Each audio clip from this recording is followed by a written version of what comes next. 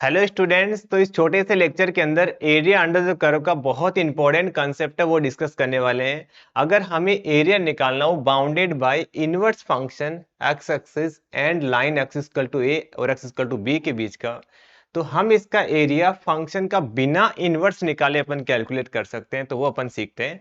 तो देखो, सबसे पहले हमने क्या किया, एक फंक्शन डिफाइन कर लिया। तो उसके लिए हमने ये एक्स एक्सिस ले लिया, ये वाई एक्सिस ले लिया और फंक्शन कुछ ऐसे डिफाइन कर दिया। और हमें इस फंक्शन का अगर एरिया निकालना हो एक्स इक्वल टू ए से लेकर एक्स इक्वल टू बी के बीच में, और ये फंक्शन मान लेते हैं y equal to F X है, तो कैसे निकालेंगे? सर ये तो बड़ा सिंपल है, कोई दिक्कत नहीं है। हम क्या करेंगे, इंटीग्रेशन करेंगे। लोअर लिमिट तो a लगा देंगे, अपर लिमिट b लगा देंगे और फंक्शन यहाँ पे लिख देंगे एफ एक्स।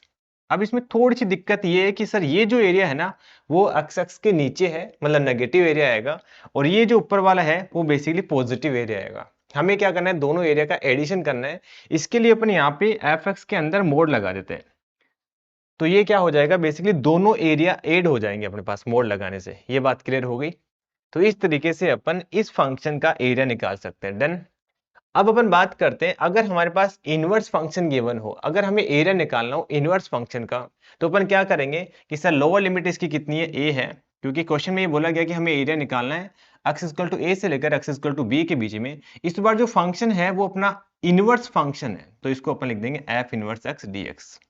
ये हमें एरिया कैलकुलेट करना है, बट हमें इनवर्स का यूज नहीं करना है। इसके लिए अपन क्या कर देंगे, एफ इनवर्स एक्स को कुछ अलग वेरिएबल जैसे टी मान लेते हैं। ठीक है, थोड़ी सी इंटीग्रेशन की प्रॉपर्टी यूज कर लेंगे।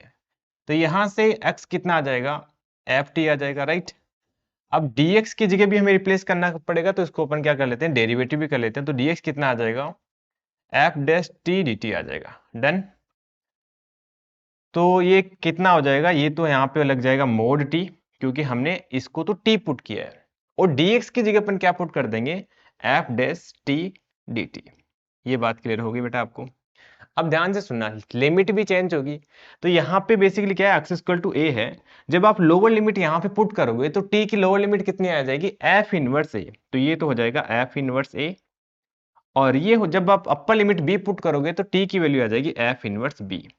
तो ये बेसिकली हमारे पास बोल सकते हैं एक फॉर्मूला सा ही आ गया। ठीक है, इसका यूज करके अपन किसी भी इनवर्स फंक्शन का एरिया निकाल सकते हैं एक्स इक्वल टू ए से लेकर X equal to B bounded by X axis, हमें बिना इनवर्स का यूज करें। तो ये बहुत अच्छी बात है, मतलब बड़ी आसानी से क्वेश्चन सोल्व हो जाता है अगर ये यूज करेंगे अपन।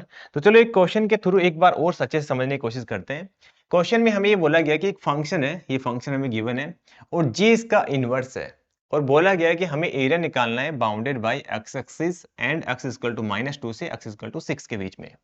तो डेफिनेटली अपन भाई अभी जो फॉर्मूला पड़ा उससे क्या बोलेंगे कि सर इसका जो एरिया आएगा एफ इनवर्स -2 से लेकर एफ इनवर्स 6। और यहाँ पे जो फंक्शन लेंगे अपन वो उसके लिए क्या कर देंगे, देखो अभी लिखा था ना मोड टी, तो यहाँ पे आ जाएगा मोड टी और इसका derivative F dash T D T. तो इसका डेरिवेटिव कितना आ जाएगा, 3t² और इसका डेरिवेटिव आ जाएगा 3 और कांस्टेंट का तो 0 हो ही जाएगा, ये आ जाएगा dt। यहाँ तक क्लियर हो गया? अब दिक्कत ये है कि सर ये 2 पॉइंट है वो कैसे निकालेंगे, वो भी बड़ी आसानी से कैलकुलेट कर सकते हैं। अब आप ध्यान से सुनना, ठीक है। एफ ऑफ 2 है, एफ ऑफ 1 है, उसकी वैल्यू कितनी है ये बताओ। जब आप x की जगह 1 पुट करोगे तो ये कितना आ रहा है, 1 आ जाएगा, ये 3 आ जाएगा, ये 2 आ जाएगा, तो सम करोगे तो 6 आ जाएगा। डन। तो f इनवर्स -6 कितना हो जाएगा, 1 हो जाएगा। तो इसकी वैल्यू तो बड़ी आसानी से निकल गई। ऐसे ही आप एक काम करो, f ऑफ -2 निकालो। जब आप f ऑफ -1 निकालो, सॉरी f ऑफ -1 निकालोगे तो कितना आएगा, माइनस का 1 माइनस का 3 प्लस का 2, तो कितना हो गया, माइनस का 2 आ गया। तो f इनवर्स -2 कितना हो जाएगा, f इनवर्स -2 हो जाएगा माइनस का 1। तो हमें इन दोनों की वैल्यू तो निकालनी थी, वो तो हमने बड़ी आराम से निकाल ली। तो ये हो जाएगा -1 से लेकर +1। ठीक है, ये मोड टी को एक बार ऐसे कैसे रहने दो, कोई बात नहीं, ठीक है।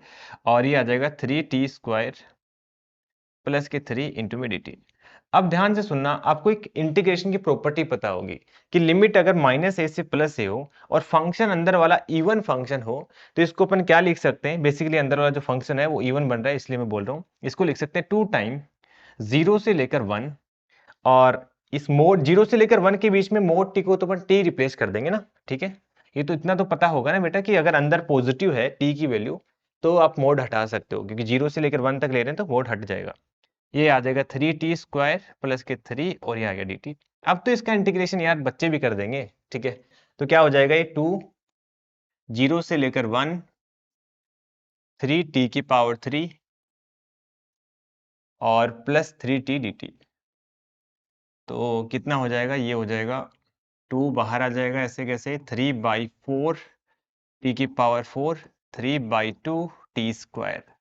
और जैसे आप लिमिट लगाओगे कैलकुलेट करोगे, इसकी वैल्यू आ जाएगी 9/2। तो बड़ी आराम से हमने इसका क्या एरिया निकाल लिया बिना किसी फंक्शन का इनवर्स निकाले।